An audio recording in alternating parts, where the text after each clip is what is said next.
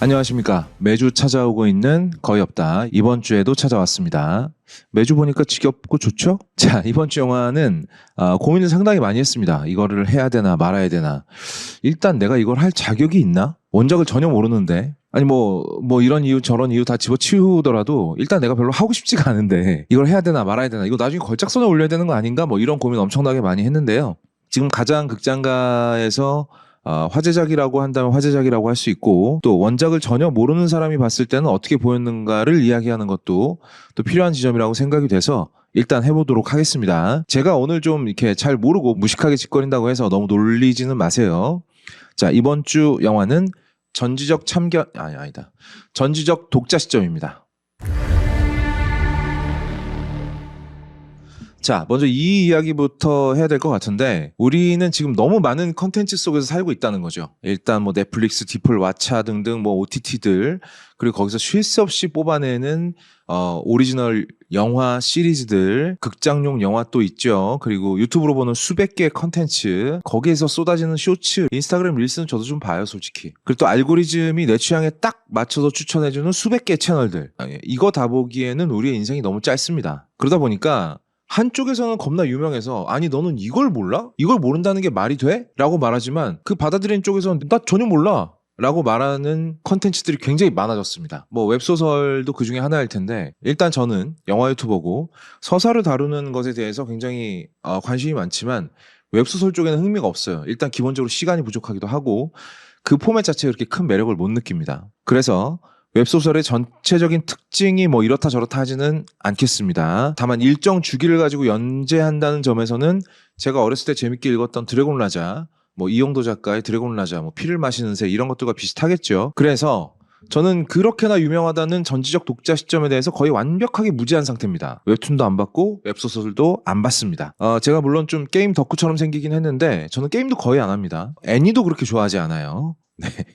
이렇게 얘기하고 나니까 내가 너무 촌스러운 사람이 된 것 같은데 뭐 사실이 그러니까. 자, 이 이야기를 왜 하느냐면 제가 전지적 독자 시점이라는 작품의 컨셉을 이해하는 데에는 크게 무리가 없었지만 이 컨셉을 기본적으로 좋아할 수는 없었다는 이야기를 하려는 겁니다. 가령 이 작품에서 처음 등장하고 굉장히 많이 등장하는 인물의 상태창 화면이라든지 내가 스스로 사용해가지고 뭐 능력을 발휘한다든지 이런 것들이 이제 웹소설 전지적 독자 시점에서는 굉장히 기본적인 설정이겠으나 저에게 있어서 이거는 너무 편리한 설정일 뿐 그다지 매력적이진 않았거든요. 이런 디테일들의 호감을 느끼지 못하면 작품 자체에도 그렇게 호감을 느끼지 못할 확률이 많습니다. 이거는 어쩔 수 없는 저의 한계일 수도 있어요. 제가 너무 나이가 많고 그래서 그런 걸 수도 있습니다. 그러니까 그러면은 감안해서 들으시길 바라고요. 만약에 지금 여러분이 RPG 게임에 너무너무 익숙하고 그 게임의 컨셉이 창작물 안에서 자유자재로 활용되는 것에 대해서도 충분히 익숙해서 영화 속의 주인공이 갑자기 막 괴물이 눈앞에까지 왔는데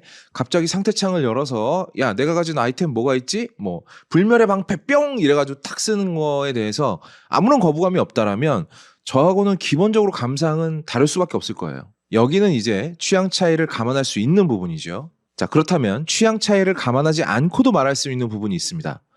바로 서사가 굉장히 잘못되었다는 점입니다. 자, 이러니 저러니 해도 이 작품은 기본적으로 게임도 아니고 소설도 아니고 영화입니다.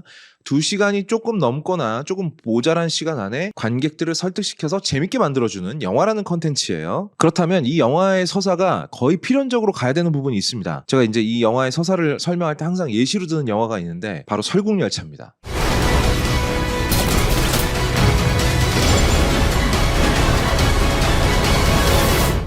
이렇게 얘기하면 또 우리 PD가 이 뒤에 화면 붙인다고 저한테 쌍욕을 하겠지만 굉장히 중요한 영화입니다. 설국열차. 첫 번째, 관객들에게 먼저 기본적인 정보를 주는 단계가 필요합니다. 자, 이 세상은 지금 어떻게 됐고 그렇게 된 세상에서 이 설국열차가 갖는 의미는 뭐고 이 설국열차는 실제로 어떻게 움직이고 그리고 주인공은 누구고 어떤 사람이고 무슨 계획을 갖고 있고 주변 조력자들은 누가 있고 방해하는 세력은 누가 있는지 이것에 대해서 영화가 기본적으로 관객들에게 정보를 줘야겠죠. 이 부분은 이제 영화의 초반 부분에 해당합니다. 그리고 두 번째, 주인공에게 일정한 미션을 하나 줘요. 그리고 이걸 수행하게 만들죠. 설국열차 다시 계속 예로 들게요. 크리스 에반스가 연기한 커티스 에버렛이라는 주인공이 있는데 이 사람은 혁명을 일으키려고 해요. 혁명을 일으키는 건 뭐죠? 기차에서 앞칸으로 전진하는 겁니다. 그 과정에서 조력자들이 등장하거나 퇴장하거나 혹은 적들이 등장하거나 퇴장하거나 각 스테이지에서 새로운 환경과 만나게 되고요. 주인공의 의지는 시험당하고 시련을 겪는 일도 생기게 됩니다. 영화의 중반에 해당하는 부분이죠.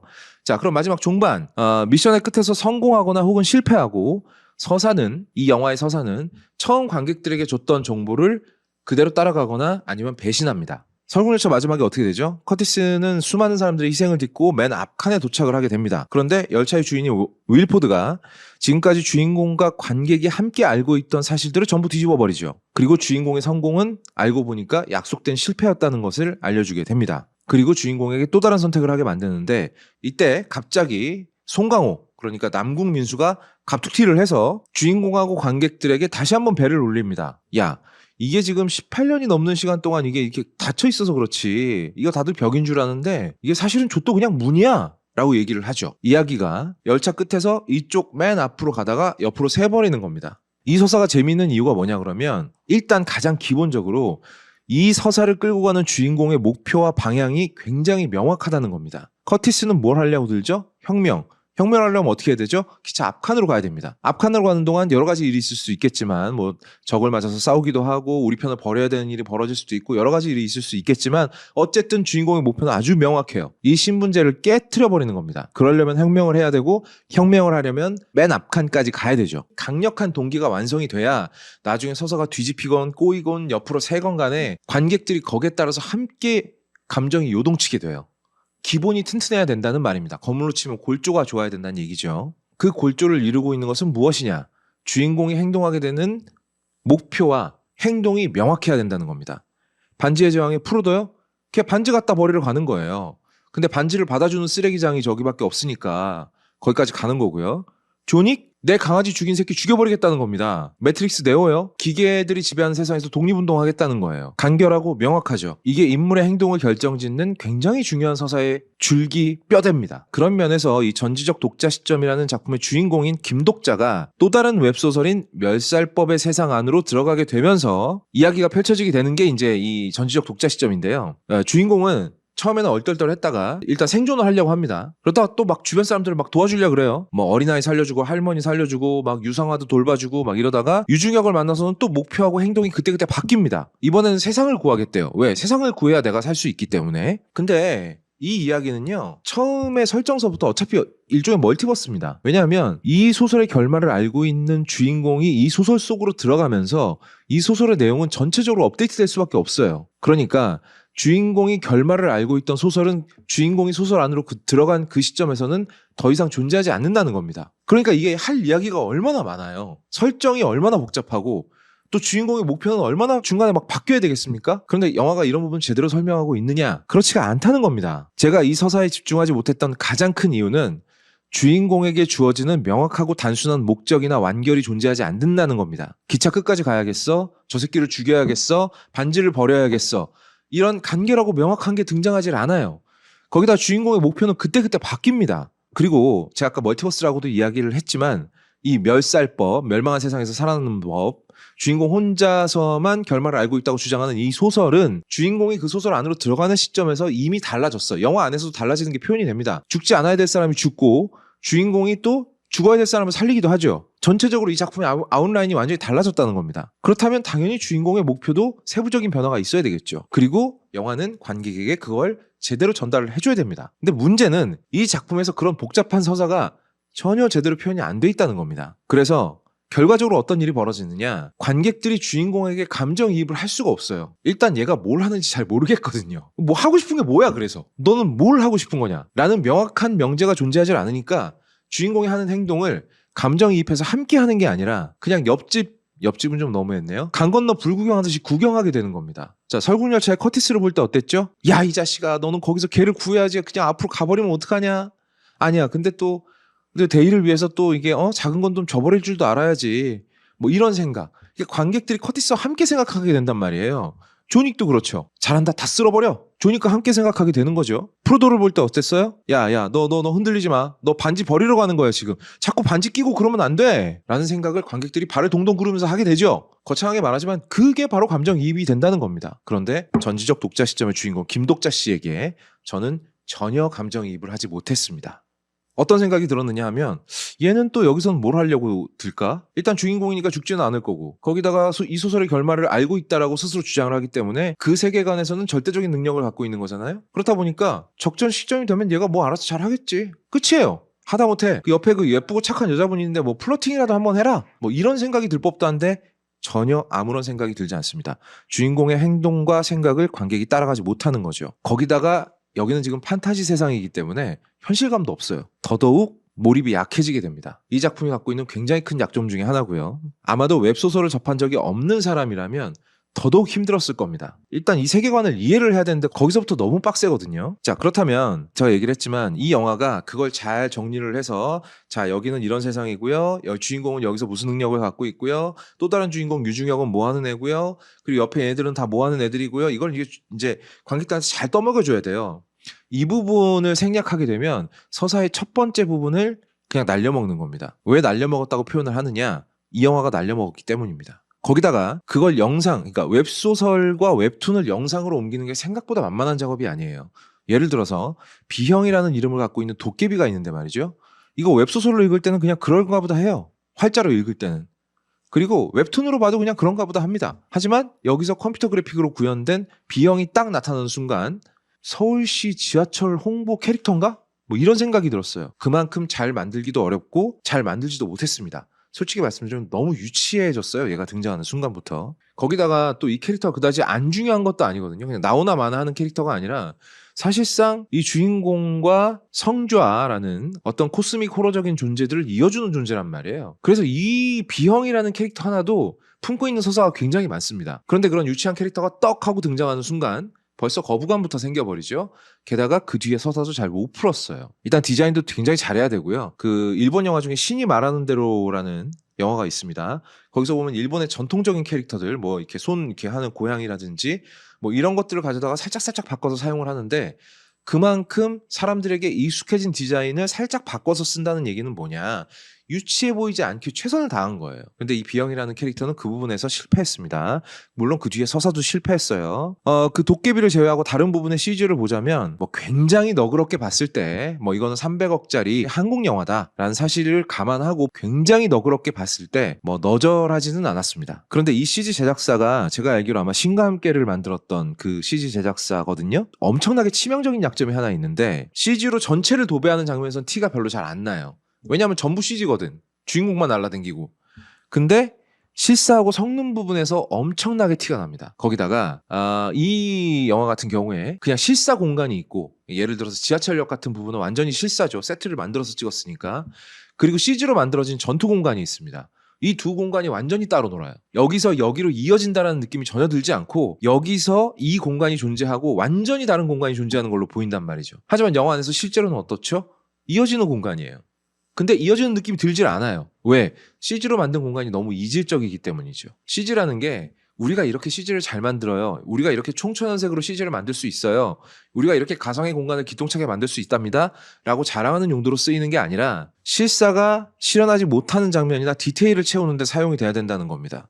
근데 그렇지 못하고 그냥 CG 세상은 CG 세상 별도로 존재하다 보니까 이게 옆에 실사 촬영과 붙지를 않는 부작용이 벌어지는데 실제로 영화를 보다 보면 이게 상당히 심각한 문제를 일으킵니다. 이야기 두께가 완전히 따로 떨어져서 존재하는 걸로 느껴지게 되거든요. 이런 부분에서는 오히려 CG로 풀로 바른 부분이 실제 서사에 방해가 되는 요소로 작동하게 됩니다. 안타까운 부분이죠. CG를 가성비 있게 잘 만드는 건 알겠습니다. 근데 그건 신과 함께를 볼 때도 알았거든요. 굳이 한 번 더 알아야 될 이유를 저는 잘 모르겠습니다. 뭐 CG고 나발이고 사실 가장 큰 문제는 서사입니다. 서사. 우리는 이야기를 보러 극장에 갔기 때문에 항상 하는 말이지만 기본이라는 건 제일 어렵지만 제일 잘해야 되기 때문에 기본인 겁니다. 개나 새나 소나 다 할 수 있는 그렇게 난이도가 낮아서 기본이 아니에요. 이 영화의 서사는 일단 기본을 못합니다. 이 방대한 양의 원작에서 어떤 부분을 잘라내서 2시간짜리 영화로 만들 것인지 그 잘라낸 서사를 단일 완결성을 가지고 만들기 위해서는 관객들에게 어떠한 정보를 줘야 되는지 그 이야기의 완결성을 위해서 어쩔 수 없이 쳐내야 되는 부분은 무엇인지 그리고 그 정보들을 어떻게 관객들에게 이해시킬 것인지 혹은 원작을 보고 있는 사람 그러니까 그 방대한 서사를 다 알고 있는 사람들에게는 자 우리가 2시간짜리 영화를 만들어야 되니까 요러한 부분은 빼고요 요러한 부분은 원작하고는 다르게 가겠습니다 까지 설득을 시켜야 해요. 이거는요 헐리우드에서도 초 1류급의 작가가 수십 명 달라붙어야 할 수 있는 작업입니다. 이게 절대로 만만한 작업이 아니에요. 영화 초반에 이런 정보들을 관객에게 충분히 주입을 해야 중반부터 관객들이 이 영화에 탑승할 수 있습니다. 하지만 이 영화는 탑승하려는 관객들을 굉장히 선별해서 받고 있어요. 이러면 상당히 곤란하죠. 유중혁도 문제인데 저는 원작을 안 읽어서 잘은 모릅니다만 이 캐릭터 굉장히 중요하지 않겠습니까? 이 캐릭터의 존재가 주인공에게는 약간 그 바다 위에 떠 있는 부표 같은 존재거든요. 그러니까 주인공의 목적이 이 캐릭터로부터 시작을 하게 되는, 주인공에게 행동의 이유를 주는 존재예요. 수십 가지 이야기가 여기서부터 발생할 수 있겠죠. 주인공하고 둘이 엮여서 버디 형식으로 간다든지, 아니면 이 두 주인공이 오히려 그것 때문에 대립하는 양상으로 간다든지, 우리 편일 때는 든든하고 적일 때는 개 무서운 그런 식으로 간다든지, 마치 엑스맨의 매그니토처럼요. 그런 여러 가지 가능성을 품고 있는 캐릭터인데요. 일단 제 머릿속에 남아있는 건 이민호가 되게 유치한 우레메 칼을 들고 나온다. 그걸 들고 액션을 한다. CG로 떡칠한. 그리고 나서 썩수 한번 날리더니만 또 사라진다. 이 정도의 느낌밖에 남지 않아요. 물론 제가 이해를 못해서 그러는 건 아닙니다. 인상을 말씀드리는 거예요. 정작 이 캐릭터가, 제가 이거 설정집에서 읽어봤는데, 이 캐릭터가 이 세계관에서 이렇게 강력한 이유는 뭘 갖고 있다고요? 회귀자의 성은을 갖고 있어서 그렇대요. 그러니까 이 캐릭터가 작품 안에서 죽을 때마다 다시 작품이 리셋되는 거죠. 처음부터 다시 시작하는 거예요. 그러니까 제가 이해한 바로는요, 엣지 오브 투모로우의 톰 크루즈 같은 역할인 거죠. 이 친구는. 영화를 보신 분들은 엣지 오브 투모로우의 톰 크루즈의 능력을 설명하는 것만큼 이 이민호 캐릭터의 능력이 설명이 됐습니까? 안 됐어요. 주인공이 나레이션으로 처리하고 끝납니다. 그러면 전지적 독자 시점에 배경 지식이 없는 사람들은 어떻게 이해하라는 겁니까? 이런 부분에 대해서 영화가 서사상의 어떠한 장치도 준비해 놓질 않았어요. 그냥 상대방은 입을 벌리지도 않았는데 그냥 얼굴에 집어 던지는 거죠. 그냥 알았지? 이런 거야. 퍽! 이거 던지는 거예요. 주인공 이민호가 얼마나 많은 시간을 어떻게 반복해서 이렇게 세졌는지 한 번이라도 설명을 해줬어야 됩니다. 훅가시 잡고 멋진 척 할 시간에 그거 설명했어야 돼요. 원작 모르는 사람이 보면 얘는 뭔데 맨날 쳐 나와가지고 뭐 도와주지도 않고 그렇다고 뭐 방해하는 것도 아니고 그러다 또 쓱 사라지고 얘 뭐냐? 이런 생각만 들었을 거예요. 거기다가 이민호가 연기도 진짜 주인공 옆에 있는 인물들도 똑같은 문제를 가지고 있습니다. 대도 않게 이 CG월드에서 싸우는 장면을 줄이더라도 이 사람들한테 적절한 대사를 주고 능력을 갖게 되는 과정을 보여주고 그 다음에 능력을 쓰는 장면을 보여줘야 카타르시스가 있죠. 영화 타짜에서 고니가 밑장 빼기 하기 전에 얼마나 오랜 시간 동안 이 밑장 빼기를 연습했는지를 먼저 보여주지 않습니까? 자, 그런데 이 영화는 어때요? 조연급 캐릭터인 유상아가 능력을 쓸 때 나한테서 뭔가 이상한 게 나가요 이러면서 그냥 능력을 씁니다. 그렇게 설명이 되면 안 되죠. 그나마 설명이 되는 건 그 곤충을 조종하는 능력을 쓰는 꼬마인데, 이것도 뭐 설명을 잘해서 그런 게 아니고요. 애가 처음에 그 개미집을 안고 와요. 저 친구는 곤충을 참 좋아하는구나. 뭐 장래희망이 파브른가? 뭐 이러다가 곤충을 조종하게 되니까 그나마 좀 그런 거구나 라고 설명이 되는 거지, 그 외에 뭐 이 영화가 딱히 설명을 해준 건 없습니다. 자, 그렇다면 판타지로서의 어떤 시각적인 쾌감이 있는가 하는 부분도 저는 약간 의문부호를 붙이고 싶습니다. 이 영화의 시작이자 유일하게 스케일 큰 장면이 동호대교가 무너지는 장면이거든요. 그 다음부터는 대부분의 장면들은 지하철 역사 안에서 벌어지게 됩니다. 물론 제작자의 말에 따르면 이 역사를 실제로 다 지었다고 해요. 그런데 일단 시각적으로 답답하죠. 거기다가 무대가 옮겨지게 되면 거기는 그냥 CG 세상입니다. 답답한 곳에서 이해할 수 없는 세계로 넘어가 버리는 거예요. 영화 반지의 제왕에서 보여줬던 그런 판타지적인 쾌감, 혹은 현세의 어반 판타지라고 볼 수 있는 뭐 콘스탄틴 같은, 키아누 리브스 주연의 콘스탄틴 같은 영화들이 보여줬던 그런 시각적인 쾌감은 이 영화에 조금 존재하지 않는 것 같습니다. 이것도 또 하나의 약점이라고 볼 수 있겠죠. 거기다가 또 하나의 약점은 그 괴물들이 역시 전혀 설명이 안 돼 있어요. 뭐 하는 괴물들인지 모르겠어요. 그냥 네 발로 기어다니는구나. 뛰어다닌다. 물어뜯는다. 졸라 많다. 수가. 저글링인가? 뭐 이 정도밖에는 아예 설명을 안 합니다. 악당이나 괴물이 제대로 설명되지 않으니까 공포감이 생겨나지 않죠. 역시 그 괴물들을 무서워하는 주인공들에게 감정이입이 제대로 안 되게 됩니다. 사소한 디테일이 무너질 때마다 이 영화는 관객들을 계속 밖으로 밀어냅니다. 정리하겠습니다. 제 생각에 기본적으로 이 작품은 원작에 대한 존중이 별로 느껴지지 않습니다. 자기가 보여주고 싶은 것만 원작에서 잘라다가 누덕누덕 기워놨다라는 느낌이 굉장히 강하고요. 원작 팬들이 이걸 좋아할지 싫어할지는 잘 모르겠습니다만 저는 원작 팬들이 이 영화를 굉장히 싫어한다에 500원 걸겠습니다. 그렇다면 원작 팬들이 보기에는 원작을 망친 것처럼 보이고, 원작을 모르는 사람들이 보기에는 불친절하고 설명 안 되는 부분이 너무 많고, 누구를 타겟으로 만든 영화인지 잘 모르겠어요. 그러면 전달하려는 메시지가 무엇인가? 주인공이 혼자 살아남는 것 대신에 동료들과 함께 살아나기를 선택했다 뭐 이런 건가요? 뭐 어린 시절에 막 처맞던 트라우마를 극복하고 선한 연대의 힘을 믿기 시작했다 뭐 이런 건가요? 뭐 너무 흔한 건 둘째치고라도 그 이야기를 하는데 이렇게 장대한 이야기가 필요한가? 이렇게 장대한 잡설이 필요한가에 대해서 여전히 저는 동의하지 못하겠습니다. 거기다가 또 이걸 대사로 처리해서 더 없어 보이는 것도 그렇고요. 전체적으로 이 영화는 저에게 2002년에 개봉했던 어떤 다른 영화를 떠오르게 했습니다. 어반 판타지라는 장르에 대한 이해도가 비슷하게 느껴지기도 했고요. 실제로도 꽤나 비슷한 부분이 많아요. 그 영화의 장면으로 이 영화에 드리는 저의 등급을 가름하도록 하겠습니다. 한국 영화 발전을 위해서 이 대자본을 들인 영화가 최소한 망하지는 않았으면 좋겠는데 제가 안 좋게 말한다고 망하겠어요? 네. 망할 놈은 망하는 거죠. 저희 걸작서는 여러분들에게 추천과 구독을 강요하지 않습니다. Thing I don't know about, but I do. You're a fat fucking piece of shit. You know that, Ed? We do this shit for a living. Go on. 강요하지 않습니다. 구걸합니다. 제발 도와주세요. 제발 눌러주세요.